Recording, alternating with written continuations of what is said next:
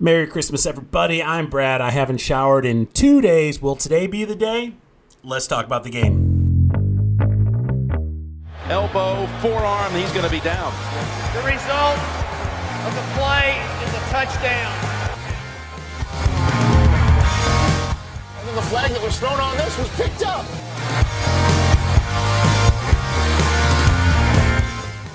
I don't know, did it get the face mask? So by rule, the game is over.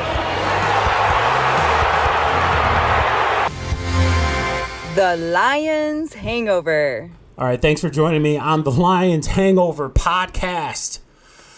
Don't forget to find me on all social medias, and please smash that like button and subscribe button. That was pretty good, wasn't it? Yeah. Anyway, tell your friends.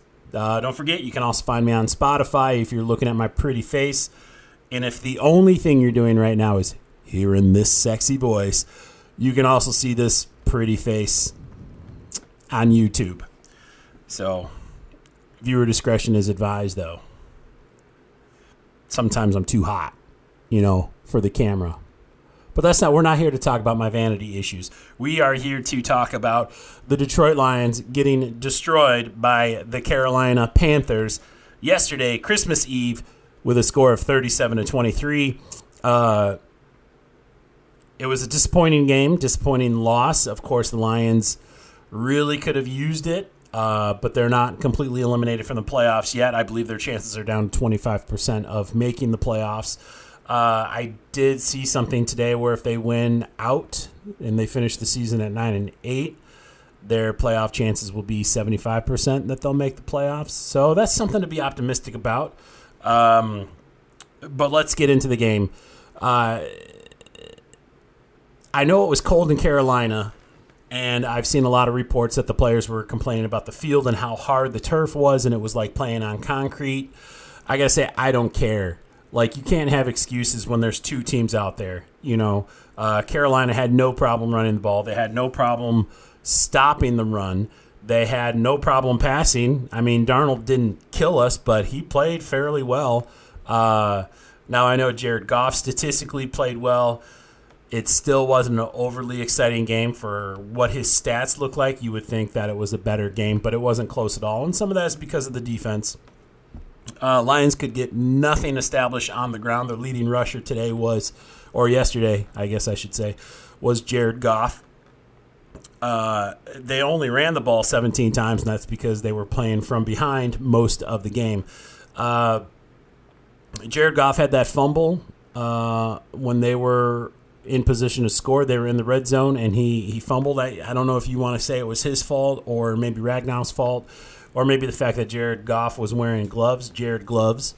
Either way, the snap was mishandled, and it was a fumble, and Carolina went right down and scored.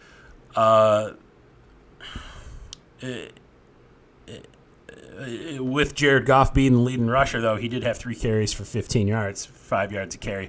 DeAndre Swift only ran the ball 4 times, and Jamal Williams ran the ball 7 times for 11 yards. I got to say, this was, for as much credit as Ben Johnson gets, this was a very unimaginative game. Not a whole lot went right, so you have to think that the scheme was wrong, the game plan was wrong. A lot of times, Lions had no clue what they were doing. At least it looked like they had no clue of what they were doing. They could get nothing going. DJ Chark was the leading receiver as far as yards go. He finished with 108 yards on 4 catches, the longest being 51 yards, which, hey, good for Jared Goff. He threw that thing all in the air, and it was kind of a crazy throw. It was like, it wasn't a bad throw. I'm not sure he should have thrown it. He caught it, so it worked out, of course. But it was like he was well covered, and I can't even say it was a great catch. It was just like the ball hit DJ Chark right like in the neck area, and he just caught it. Like the ball just was seeking him out, and it just landed right on his chest area. So it was sweet. Like, it was exciting, and it was early enough in the game where you're like, all right, this is a good sign for things to come, until that fumble. Once that fumble happened, I don't want to say it took the Lions out of it, because Carolina was already running all over the Lions on that. I think that was the Lions' second drive, right? It was 7-7 at that time. And the Lions were in position to take the lead. But yeah, once that fumble happened, it was like the offense sputtered for a little bit after that. It took them a while to get their wheels back. the defense just continued to not show up. So let's talk about more offensive stats. Amon-Ra St. Brown finished with 7 receptions. He was the leading receiver as far as receptions go for only 76 yards, 0 touchdowns.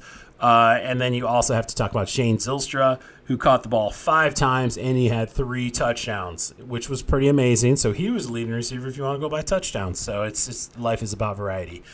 Jameson Williams continues to not be involved. They continue to not unleash him. They continue to monitor his snap count. He's not out there every single play.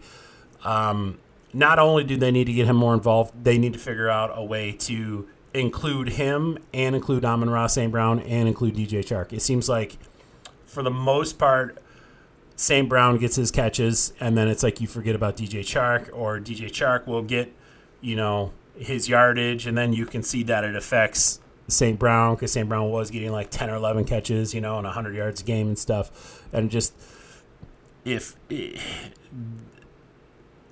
was 355 yards of passing today. So you can't say Jared Goff isn't spreading the ball around. Let's see, 1, 2, 3, 4, 5, 6, 7, 8, 9 different people caught the ball today. But it's like you got to get the ball to your playmakers. And that is DJ Chark. That is Amon-Ra St. Brown. And that should be Jameson Williams. And if you want to throw DeAndre Swift in there as well, like he's one of your playmakers. And then you lean on the other guys when the playmakers aren't showing up. But you got to get these guys more involved in a more critical pass attack scheme. Defensively, like I said, there's no real bright spots on the defense. Hutchinson had a quiet game. Okudah had a quiet game. Kirby Joseph had a quiet game. Ifeatu Melifonwu, he was the team's leading tackler with 8 tackles, 7 solos, 1 tackle for loss. But listen to these top 3. Melifonwu, Joseph, and Okudah. That's your secondary, and your secondary led your team with 21 tackles. Your secondary had 21 tackles. That was the largest group. It's not good when your secondary leads your team in tackles. And you saw that yesterday with all the rushing. They had over 200 yards rushing, Carolina did, in the first half, and it was just an ugly game overall. Badgley had 1 field goal for 34 yards. He made both of his extra points. He did what he had to do. It didn't really come down to him, though. And Jack Fox had 4 punts with an average of 51 yards, and he hit long of 54 yards, and he pinned him inside the 20 twice, which that's good. So let's talk about how bad the defense was, because now we're just going to go over Carolina's stat pack. Oh, if you want to know, statistically, Jared Goff went 25 of 42, so and for 355 yards. The average was 8.5 yards per throw. He had 3 touchdowns, all of them, like I said, to Shane Zylstra.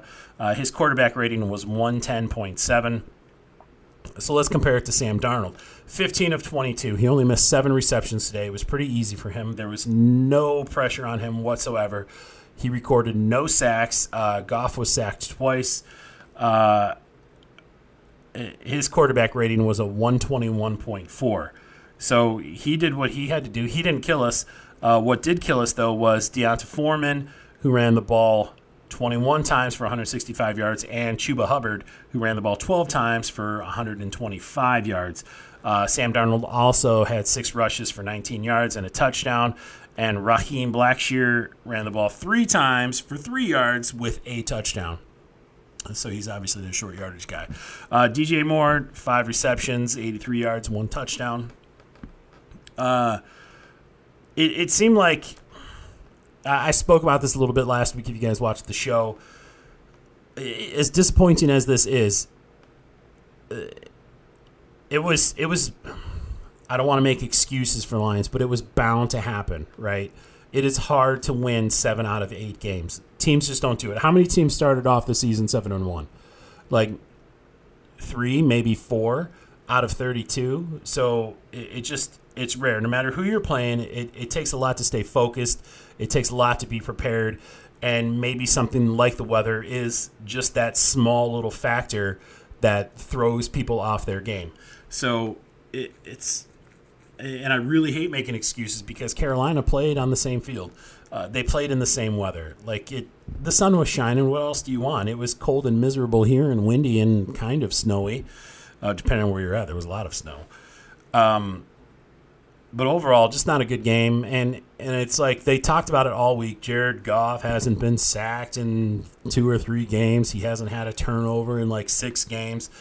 All of these things are mounting, and it's like you can't beat the statistics. You are due to come up to have kind of a bad game, and that was that was the game against the Carolina Panthers on Christmas Eve because Jared Goff had a fumble, he had a turnover, he turned the ball over. That streak is over. James Houston, this is his first NFL game without a sack, which sounds crazy. So he's played 5 games, he has 5 sacks now. So Hutchinson didn't have a sack, didn't have any pressure. It looked like he kind of resorted to some of his early season play where he was maybe over pursuing or playing the wrong angles on a running back or the quarterback. It wasn't a good game all around for anybody. Okuda didn't look that great. A lot of the catches by Moore and Marshall, there was a couple yards in between each defender. I don't want to talk about the officiating. I don't think the officiating made a difference in the game. Not much. Anyway, not enough for us to be like, oh, the ref screwed us. Besides the point, you put yourself in a position the refs won't decide who wins the game. So you just got to play through it. But yeah, anyway, all of those things are due to happen. And luckily, they all happened at once. So hopefully we can start a new win streak. And honestly, we had a 3-game win streak. We lost to Buffalo. We had a 3-game win streak. We lost to Carolina yesterday. I would take another 3-game win streak right now because that would be Chicago, that would be Green Bay, and that would more than likely be Minnesota. First round of the playoffs. I would take all 3 of those right now. So if this is the pattern we're doing, we go 9-3, and we lose in the second round of the playoffs. I don't think, Super Bowl or bust, that would be sweet. But honestly, if you make the playoffs, I can't say there's one person that is a Lions fan that would be upset with the season. There's a lot of people, even though this was a loss, there's a lot of people that are content with the season now. I think overall you could call it a good season. They're definitely going to get one more win. I better not be jinxing them right now. I'll knock on wood. There, just knocked on wood. We're good. But yeah, these things were all due to happen, and thankfully we got our clunker out of the way. So now we can gear up for another 3-game win streak, or a 4 or 5-game win streak. Let's see how that goes. But next week we have the Chicago Bears. The Bears got destroyed. They play the Bears on New Year's Day. The Bears got destroyed though by the Buffalo Bills, 35-13. So if you guys remember, we beat the Bears by 1 point when we played them the first time in Chicago. I'm not expecting it to be close at all. I'm just going to go ahead and say it. The Lions are going to win. I will guarantee a victory. This is a hangover guarantee. It'll be a good game. The Bears are 3-12 currently. But I do want to do some scouting on them because we're going to have a problem. Justin Fields went 15 of 23 for 119 yards yesterday with a touchdown. He was sacked twice. His quarterback rating was 92, so that's a pretty solid day. Here's why Buffalo destroyed them. Justin Fields, 7 carries, 11 yards. They were able to contain him. They were able to shut him down, okay? I know we sort of make fun of Justin Fields about not being a thrower. He's more of a rusher. That's the general consensus of his skill set. But he's not actually a horrible thrower. It's just not his strong point. He can throw the ball. 15 out of 23, that's a high percentage, You're only missing 8 passes out of that. That's pretty good. But you can beat him. You can beat him. If the Lions can contain Justin Fields like Buffalo did, the Lions will beat Chicago like the Buffalo Bills did, 35-13. I would consider it to be a very similar game if The Lions can contain Justin Fields. This is a scrambling quarterback. This is the Lions' Achilles heel. This is their weakness. If you want to destroy the Lions' guaranteed victory, you have to have a mobile quarterback. If you don't have a mobile quarterback, the Lions can hang with you. They can. We've hung with every single team. And the part that kills us is the mobile quarterback. So, of course, you have David Montgomery. He carried the ball 16 times for 62 yards. It's a modest day. It's not threatening. But it reminds me a lot of the two guys that we just played, Hubbard and Foreman. And you still have to take care of the run game. Shut the running back down. Contain Justin Fields. That's the key. If you are forcing Justin Fields to beat you with his arm, he will not beat you. He will complete some passes. He will. It's like when we beat Minnesota. We were in charge that entire game. Justin Jefferson had 200 yards. You can allow Byron Pringle, Cole Kmet, Velius Jones Jr. You can allow those guys to get 200 yards. You can and still destroy. Justin Fields will not kill you with his arm. He will kill you with his running ability. If you can keep him from scoring, from getting 50, 60, 70 yards on the ground, we're going to win this game. That's all you have to do. So he was sacked twice. The Lions' defensive line, we're going to be at home. There's going to be no excuses for the turf, okay? The place is going to be crazy. It's the last home game of the year. It is on New Year's Day. So as long as everybody's not hungover from New Year's Eve, it is going to be a fantastic day. It's going to be a fantastic game. The Lions need to win. The Bears don't need to. The Lions better come out fired up, motivated, ready to go, ready to kill, right? They have to take care of the Bears. And then it's on to Green Bay a week later. TBD. They don't even know what time the game is going to be. It is going to be flexed. You have to believe it's going to be a primetime game. These are going to be two teams. TV loves Aaron Rodgers. TV loves the Green Bay Packers. And it is a good story. Winner gets into the playoffs. That's how it's likely going to roll out, that scenario. Yeah.